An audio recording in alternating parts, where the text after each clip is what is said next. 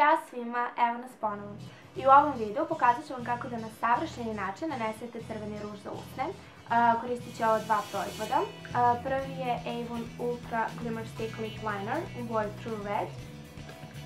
I drugi, pošto trenutno ga nemam kod sebe, naručila sam i čekam da mi stigne, ali imam tester. Ovo je najsavršenija crvena boja ikada i ovo je nijansa Lava Love. Znači, pre nego što krenete da stavljate bilo koju jaču boju ruža, najbitnije je da vam usta budu glatka.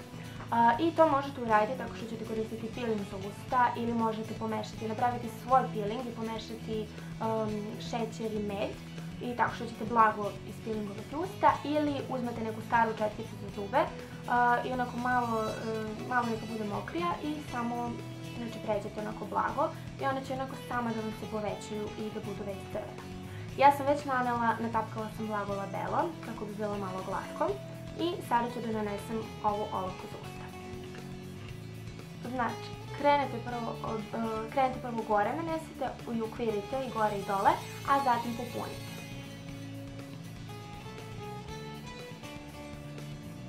I bitno je da pratite liniju usne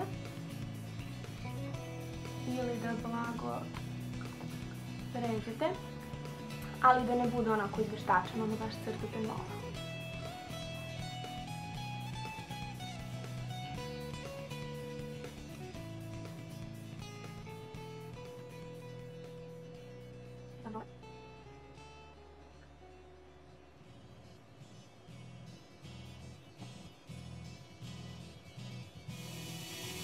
Ukoliko pogrešite kao ja, možete posle to lako da ispravite štepicom za uši i korektorom.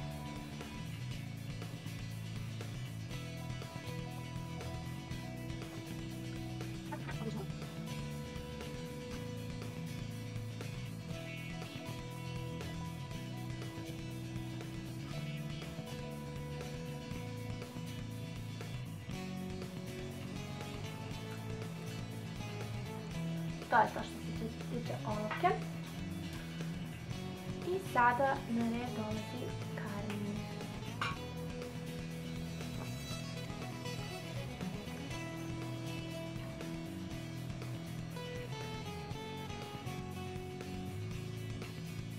Znači, ruž možete namasiti ili ovako direktno ili pomoću četkice.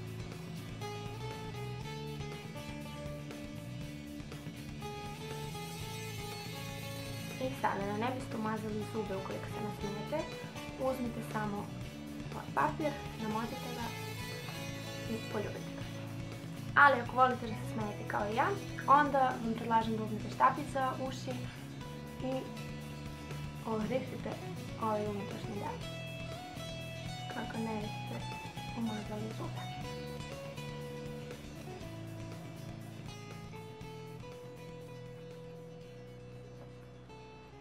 Malo popravite karmin.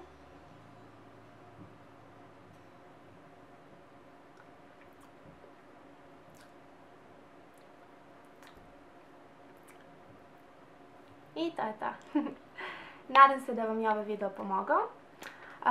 Ukoliko želite da uradim bilo koju recenziju nekih proizvoda, slobodno mi pišite u komentarima.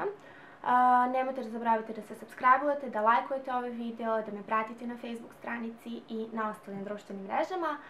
Pa se vidimo uskoro. Ćao!